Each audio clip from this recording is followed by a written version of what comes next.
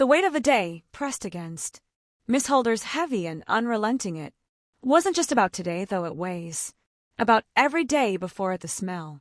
Accumulated disappointments that stack it up like bricks in a wall. I didn't realize I was building. I walked into the house and the first thing I saw was Justin at the kitchen table, his fist clenched so tight his knuckles had turned white. His backpack lay on there beside him, thrown carelessly like an afterthought. He hadn't even bothered to turn on the lights. The only illumination came from the dim glow of Fist's laptop screen, the cursor blinking in what felt like impatient expectation. I already knew what had happened before he even spoke. I had been waiting for this ever since he started skipping practice, missing one too many sessions soon in attempt to balance the impossible responsibilities at home, his commitments to his family and his love for soccer.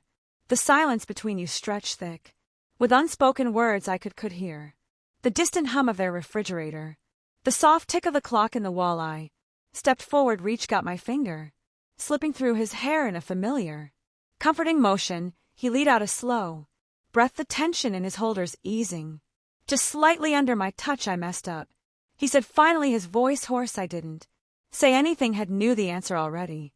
Yes, he had messed up, but what else was there to do? His parents had left him with Noah, with a little brother who needed picking up from school, mother worked late shifts, and a father how barely acknowledged his existence. Justin had taken on roles that weren't meant for him. He had become the caretaker, the stand-in parent, the problem solver, and today he had paid the price. They kick at me off. The teeny continued, his voice so coach says I can't come back this season.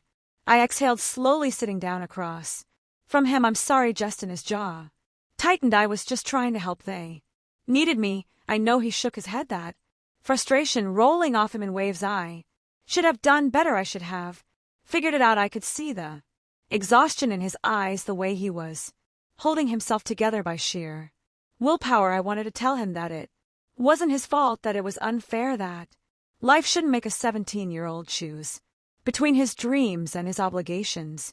But what good would it do? He already knew all of that, and still here he was, carrying the weight of his world. I'll figure it out, he muttered, rubbing his hand over his face. I hesitated before itching up, placing my hand over his. You don't have to do this alone. His fingers twitched under mine, but how to pull away? It feels like I do. The conversation ended there, unfinished and done. Resolve. That was the thing about disappointment.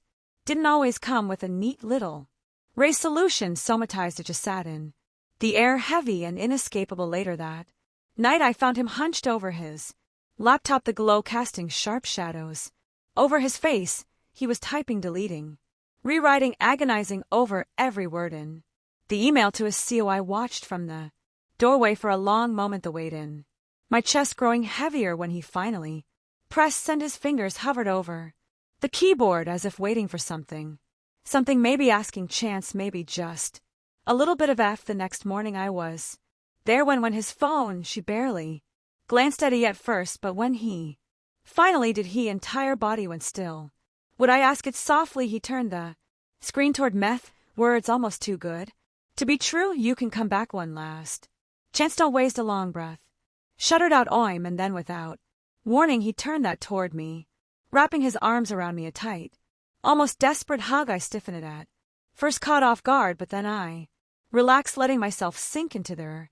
He held on a little longer than usual, his breath brushing against me cheek, and I felt something shift, something unspoken settling between us. I won't waste it, he murmured, more to himself than to me, and as he pulled her away, his hand still resting on my arms, I realize something. Sometimes disappoint too, and doesn't destroy you. Sometimes it teaches you what you're really made of, and sometimes, just sometimes, you get askin' chance. Justin was restless. I had seen him like this before, but never quite like this. There was an urgency toist movements, the way he kept pacing, his fingers twitching as he checked his phone for the 10th time. 5 minutes even reading the screen, just glancing at it like he was waiting for something, drawing something he hadn't. Haven said hello when he walked through me door, just ran a hand through his hair and started pacing. I let him. Justin waste kind of person who needed space to untangle his thoughts before he could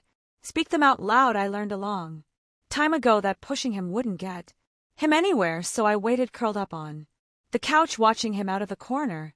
Open the eye, he sighed sharply finally, shoving his phone into his pocket, it like he waiting to force himself to forget a booty, but his knees still bounced, his fingers still clenched and unclenched. He was unraveling in front of me piece by piece. It's Emily, he finally muttered. It noted like I hadn't already figured that out. She'd been on his mind constantly these past few weeks. They had been together for a while now, but something was shifting. I could feel it. I just didn't know if it was a good shift or a bad one. He exhaled sharply and finally sat down next to me, rubbing his chin over his face.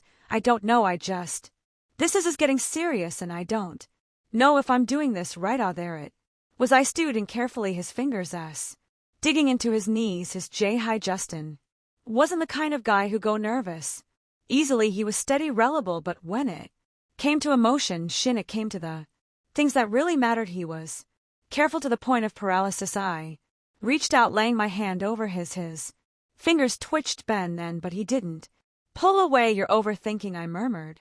He let her a humorless laugh, shaking his head. May, but what if I mess it up? I tilted my head, watching the way his thumb absently brushed against my skin, a slow, upset-minded movement, one he probably didn't even realize he was doing. Mess what up? I asked gently. His jaw worked like he was trying to find the right words, but in the end all he said was her, a sharp pang at my chest. Unexpected and uninvited. Justin had never been in a relationship like this before. He had it, sure, but it was never serious. Notin to Emily, and now he was here in my living room, looking like a man on the edge of a cliff, terrified of taking the next step. I squeezed his hand. Justin, relationships don't come with them. Manuel, you don't have to have all the answers. Sal, out of breath, shaking his head. It doesn't feel that simple. Bos, you're making it harder than it needs to be. He finally looked at me, FIS expression unreadable. For a long moment he didn't say anything. The weight of his gaze made something coil tight in me stomach, something I wasn't ready to ledge. His fingers curled slightly around mine. I want to be good to. I swallowed hard. Then you already hear his grip tighten just for a second, and then just like that he let go. The between us felt different, warmer. I leaned back, trying to shake off the feeling creeping at my spine. Natus was Justin. He was my best friend. He was talking about Emily. This wasn't about me, but then why did it feel like something had shifted? I reached from my coffee cup, trying to steady myself. Yeah, think too much, you know that. He let out a small chuckle, rubbing the back of his snick. Yeah, I do, but he didn't move in. Neither did I. The silence stretched between you thick with something unspoken. Should have said something. I should have made a joke, changed the subject, light in the mood, but I didn't. I just sat there, acutely aware of every single breath he took, of the way his fingers flexed against his knees like he was fighting the urge to reach for me again. And for the first time I wasn't sure I were still talking about Emily. B. Night air was crisp when we stepped out off the restaurant. The city hummings softly around us. The meal had been good, warm pasta read well in the flicker off candle light on the table between us, but a conversation had been different. Justin had been watching me all evening, knit in the way he usually did, not in the absent-minded, friendly way I was used to know. This was different. It was something quieter, something heavier, something battling. Or I noticed at first when hell out at a joke I made it with soft boo.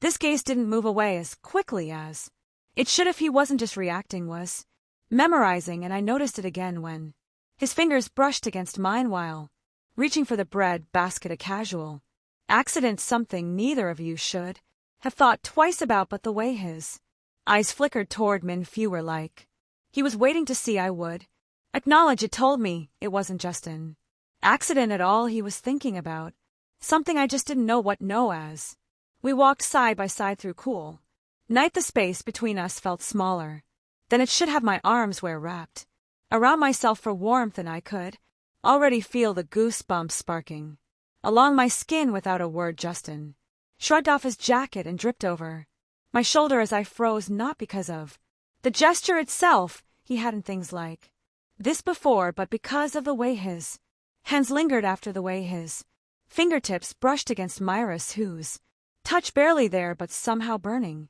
Into my skin I swallowed hard, keeping my gaze fixed ahead. You didn't they to do that you were cold. His voice was softer than usual, lower. I nodded, gripping the edges of his jacket, telling the faint sun of him fat clang to the fabric. There was something so intimate about it. The realization made my stomach twist. We walked in silence for a while, the city stretching out around us, the neon glow of street signs reflecting in the petals from last night's rain. Been out of nowhere, Hasid. Do you ever think about things differently after time passes? I turned not to look at him, surprised by the sudden shift in conversation. What do you mean? Kept his eyes ahead, his hand stuffed in his pockets. Like the way you feel about something, about someone you think you know exactly where you stand, but in one day it's different, and you'll configure out when it changed. Just that it did. My breath hitched. I knew he was asking. I just didn't know if I could. You are, yeah, I said quietly. I think that essay lot.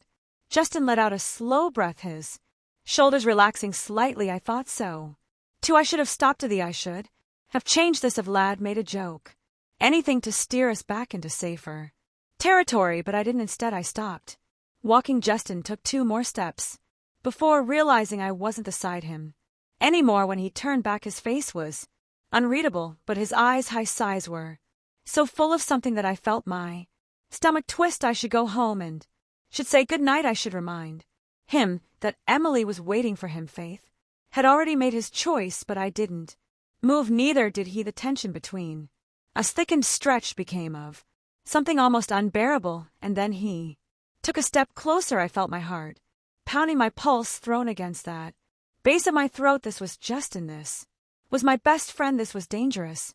Fingers ghosted along the edge off the jacket, tugging it just slightly, almost like he wasn't sure if he should pull me closer or let go completely. I didn't know what I'm doing, he murmured, old shakily, my chest rising and falling too quickly. Then maybe we should have stopped. He swallowed hard. Do you wanna? I should say yes, I should, but when I opened my mouth, nothing came out. The world around us felt too still, like theity itself was holding its breath. His and brushed against my arm again. It touched so feather it could have been mistaken for the wind. I closed my eyes just for a second, just long enough to hold myself wonder, and then I st it back. Justin blinked, his expression flicking. Was something I couldn't name. I should go home, I whispered. His jaw tightened. He nodded once. Okay, it earned before I could change my mind. Bora, I could let whatever had just happened between us pull me in deeper, but even as I walked away, his jacket still draped over my shoulders. I knew some had changed, something we could never take back, and I wasn't sure if that terrified me or thrilled me. It should have given his jacket back. I knew at the moment I got home, the weight of it pressing against my shoulders like AC scrap. I could have tossed it on the back of a chair, stuffed it into a closet, tiny thing, but instead I let my fingers slinger over the fabric, tracing that greases, inhaling the SC of him that still clung to it. I told myself I was on, that I was just tired, that the tension of the night had been in my head. But I knew better, and so did Justin. The next morning he didn't text, not that he owed me anything, not that I expected him to, but still I caught myself glancing at me phone too often, waiting for something that never came, and wasn't until 3 days later that he showed up at my door. I opened it to find him standing there, hands in his pockets, his hair a little messier than usual. His eyes flickered down till the jacket draped over my arm. Before meeting mine again, I swallowed. Hey, for a moment neither of us spoke. He let out a breath and ran a hand throughout his hair. Can I come? And I hesitated, not because I didn't want him to, always wanted him to, but because I knew that once I let him in, this wouldn't just be a moment that could be ignored. It would be something more, and I wasn't sure I was ready for that, but I stepped it aside anyway. He walked in, slow and uncertain, like he wasn't sure how belonged here anymore, like something between us had changed in a way, had know how to handle. He wasn't wrong. I closed the door behind him and turned, watching as he took in the familiar space. Have you been avoiding me? Asked softly. He let out a short laugh, shaking his head. I don't know, maybe Honus at least he was honest. I set his jacket on the counter, but he didn't reach for it. He just stood there watching me, his fingers flexing at his sides. I don't Know how to do this, head mitt. Something in my chest tight Netto would. He exhaled sharply, pretend that nothing happened. My breath cop, US, there it was. The truth we had AB been dancing around. Finally spoken out loud, I looked away.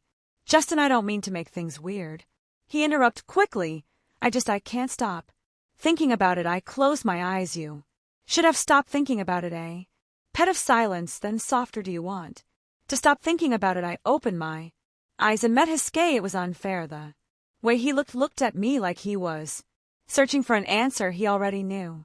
Like he knew I couldn't lie to him. I took a breath, steadying myself. Justin, we can't, I know, murmured, and yet neither of us moved. There between us fell and pussier heavy with everything we weren't saying. I could still feel the ghost of his touch from that night, the way his fingers had lingered just a second too long, the way my heart had stuttered in response. I had days trying to convince myself that it was nothing but standing here now with him so close, his breath and even his hands curled into fists, like was physically holding himself back.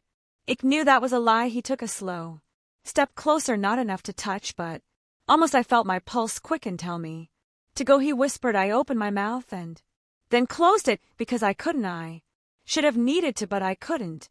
Justin's JW tightened. His breath was shaky when H spoke again. If you don't tell me to go, I didn't know if I can. His voice was barely more than a breath, but I felt it. I felt it everywhere. My fingers curled against a counter, nails digging into the wood. I didn't say anything. I didn't tell him to go, and that was all the answer he needed. His hand reached out, slow and hesitant, this fingertips seeing my arm just barely, just enough. I inhaled sharply, my body reacting before my mind could catch up. I didn't stop him. I didn't pull a wind as he leaned in, his lips ghosting over my temple, his breath warm against me skin. I realized something. I wanted this. I wanted him. The realization hit Mel like a tidal wave crashing over me with a force I wasn't prepared for, and when he pulled back, when he searched my face with an expression that was equal parts terrified and certain, I knew he had realized it too. Neither of us spoke. There was nothing left to say. The next morning he was gone, and I knew deep in me bones that nothing between us would ever be the same again, and my husband would never know.